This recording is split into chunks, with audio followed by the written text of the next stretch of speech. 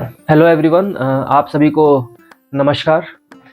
आज मैं आपको अपनी फ़र्स्ट पोस्टिंग के बारे में बताने आया हूँ कि मेरी फ़र्स्ट पोस्टिंग केवीएस में कहाँ हुई थी और कैसे-कैसे मैं वहाँ तक पहुँचा और कैसे मैंने जॉइनिंग की।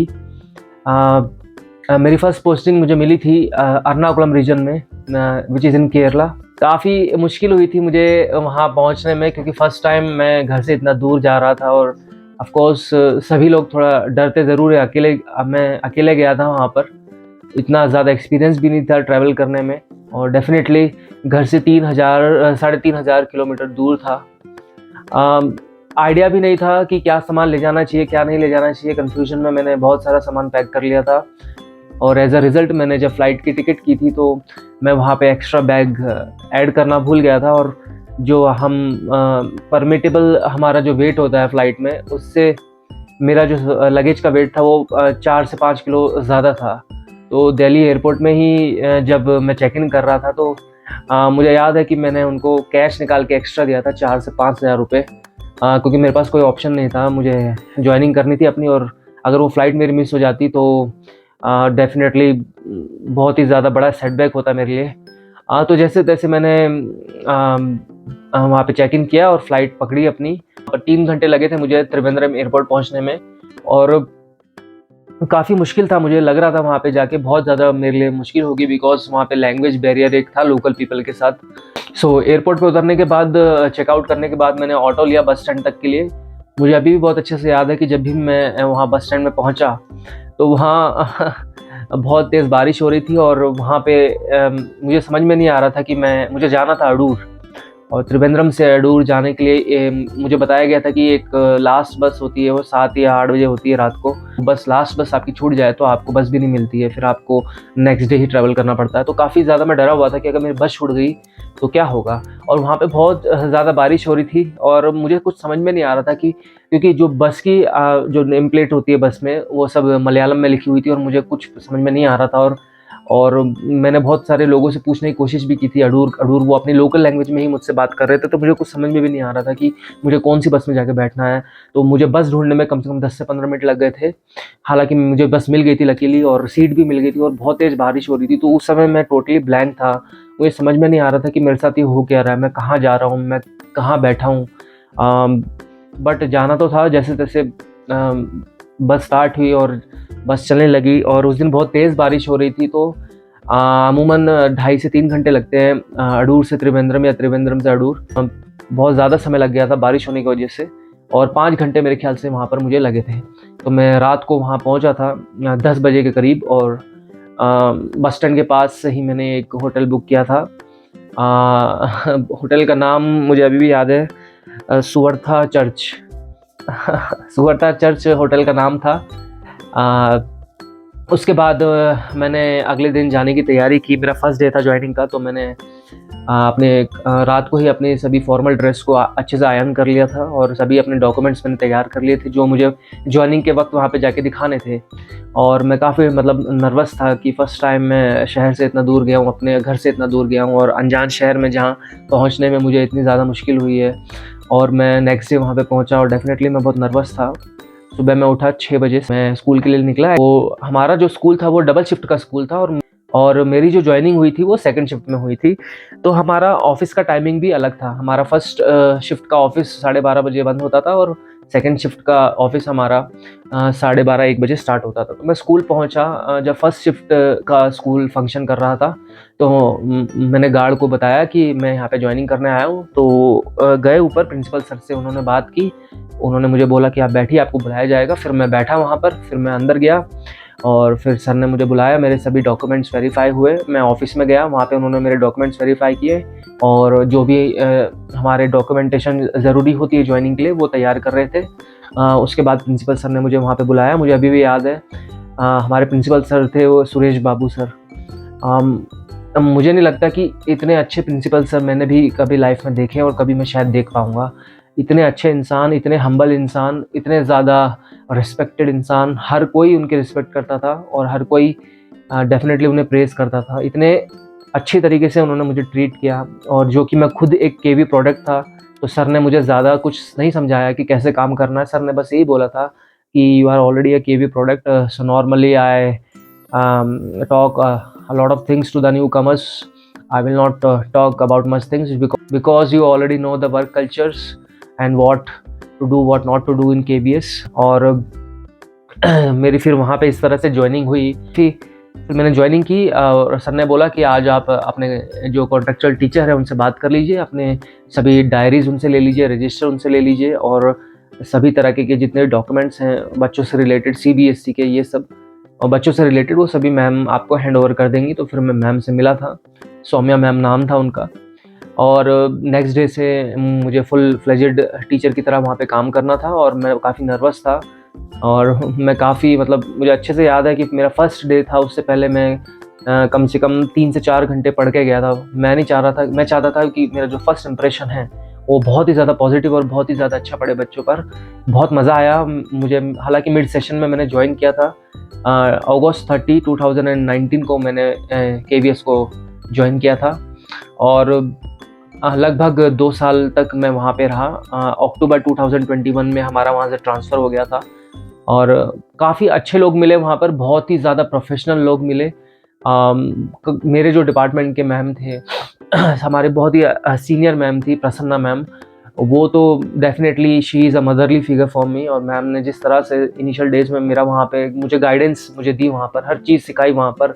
मैम बहुत टेस्टी खाना मेरे लिए बना के लाती थी, आलू के पराठे, और अभी भी याद है इतना टेस्टी खाना मैम ने डेफिनेटली एक बच्चे की तरह मुझे वहाँ पे रखा। हमारे जो हेड ऑफ़ डिपार्टमेंट थे Shri Kumar sir, PGT mathematics, और बहुत ही ज़्यादा अच्छे इंसान थे। इसके अलावा जितना भी हमारा स्टाफ था, सनल सर थे, काफ़ी सपोर्टिव थे, और हमारे सुरेश सर जो AI की VTA के हेड थे एर्नाकुलम रीजन के, ये सभी हमारे टीचर से बहुत ही ज़्यादा सपोर्ट करते थे। हमें बहुत ही ज़्यादा अच्छी बातें हमें सीखने को मिलती थी और मुझे लगता है कि मेरे लिए ये सबसे बेस्ट प्लेस थी अपने करियर को स्टार्ट करना। बहुत अच्छी चीज़ें मुझे वहाँ पे सीखने को मिली, बहुत पॉजिटिव एनवायरनमेंट था, सभी स्टाफ बहुत ही ज़्यादा हेल्पफुल थे आप, और बहुत ही ज़्यादा सपोर्टिव थे। आपको एक चीज़ वहाँ पे सिखाई जाती थी कैसे करना है, और मैं अपने आप को बहुत ज़्यादा लकी मानता हूँ कि मैं सुरेश बाबू सर की गाइडेंस में वहाँ पे ज्वाइन किया मैंने।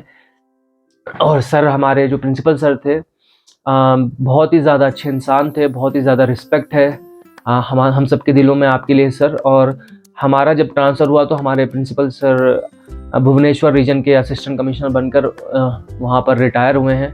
और मैं उम्मीद करता हूँ आप जहाँ भी होंगे सर, अगर ये वीडियो आप तक पहुँचे, so kindly accept my gratitude towards you. और बहुत ही ज़्यादा मैं मिस करता हूँ उस प्लेस को, बहुत ही ज़्यादा मैं मिस करता हूँ अपने स्टूडेंट्स को। जी हाँ, मेरे स्टूडेंट्स मुझे मैसेज करते हैं कभी कभी जब भी एग्ज़ाम्स के टाइम आता है, तो बहुत ही कुछ अच्छा मुझे वहाँ पे सीखने को मिला। हालांकि घर से बहुत दूर था, हम अच्छे से याद है कि जब लॉकडाउन लगा था अप्रैल में, तो एर्नाकुलम रीजन की जो वैकेशन होती है वो अप्रैल में होती है for 50 days. I am talking about the summer vacation. तो उन 50 डेज़ में मुझे अच्छे से याद है जो फर्स्ट लॉकडाउन लगा था हमारा 2020 में, तो हम में से कोई भी घर नहीं जा पाया था। तो उस टाइम पे डेफिनेटली काफ़ी फ्रस्ट्रेटिंग था वो टाइम, और आज वो टाइम याद आता है तो इतनी फ्रस्ट्रेशन नहीं होती यार, थोड़ा सुकून फील होता है उस टाइम को याद करके कि हाँ, ऐसा भी एक टाइम था जब हम घर से इतना दूर थे और हम लॉकडाउन में घर नहीं जा पाए थे। और जो हमारे लैंडलॉर्ड थे सुधीश सर, हाँ, पोलोनिया फ्लैट्स में हम रहते थे सभी टीचर्स। हमने 5-6 टीचर्स ने एक ही बिल्डिंग में फ्लैट्स लिए थे, और हम तो उनको मजाक में कहते थे कि आप पोलोनिया फ्लैट्स का नाम चेंज करके इसको टीचर्स कॉलोनी कर दीजिए या टीचर्स फ्लैट कर दीजिए, बिकॉज आप 8 में से 6 लोग तो KV के टीचर्स ही थे जो वहाँ पे फ्लैट में रहते थे। और मेरा सिविल स्कूल था हमारा, तो वहाँ पे क्वार्टर्स इतने ज़्यादा नहीं थे और हमें रेंट पे ही वहाँ पे रूम्स लेने पड़ते थे। तो हम बहुत लकी थे, मैं बहुत लकी था कि मुझे one of the best landlord मिले वहाँ पर, और one of the best principal मिले वहाँ पर, one of the best colleague मिले वहाँ पर, one of the best head of department मिले, and one of the best my senior teacher मिले, शिवा मैम, प्रसन्ना मैम जो हमारे मैथ्स डिपार्टमेंट की थी, और जो हमारे फर्स्ट शिफ्ट के टीचर्स थे मैथमेटिक्स के। आप सभी से डेफिनेटली मुझे सीखने को बहुत कुछ मिला, और स्पेशली श्री कुमार सर जब हम परेशान हुआ करते थे, मुझे याद है ट्रांसफ़र को लेके, क्योंकि जोनल पॉलिसी थी, तो हम परेशान थे कि हम घर जाएंगे कैसे, कि हमारा ट्रांसफ़र कब होगा, क्या पॉलिसी चेंज होगी। तो श्री कुमार सर हमें बहुत मोटिवेट किया करते थे अपनी स्टोरी सुनाकर, कि जब वो नॉर्थ ईस्ट में रहा करते थे तो साल में एक ही बार घर आते थे और उस सर को देख के थोड़ी पॉजिटिविटी मिलती थी कि एक्चुअली हम फिर भी थोड़ा बेटर प्लेस पे हैं, हम तो फ्रीक्वेंटली घर जा सकते हैं और जल्दी जा सकते हैं। मुझे अच्छे से याद है जब मेरी पोस्टिंग हुई थी एर्नाकुलम रीजन में, तो ज्वाइनिंग करने से पहले मैंने अपने एक टीचर को कॉल किया था, अरिंदम सर। उन्होंने मुझको पढ़ाया था मुंबई में और सर अभी कोलकाता रीजन में एज पीजीटी इंग्लिश कार्यरत है। और मैंने सर को कॉल किया था कि सर मेरी फर्स्ट पोस्टिंग आई है Ernakulam region, so I am quite nervous. तो सर ने कहा था यू शुड फील लकी कि you are joining, you are starting your career in Ernakulam region. It is one of the best region for starting the careers as a teacher in KVS. और definitely sir का एक एक बोला हुआ शब्द आज भी मुझे याद है। और जब वहाँ उस कहते हैं ना कि जब जिस प्लेस को छोड़ देते हैं उस प्लेस की वैल्यू हमें तब समझ में आती है। तो definitely I do miss that place. वहाँ का जो वेदर था, वहाँ का जो मॉनसून था और वहाँ के जो लोग थे वो बहुत ही ज़्यादा वेलकमिंग थे।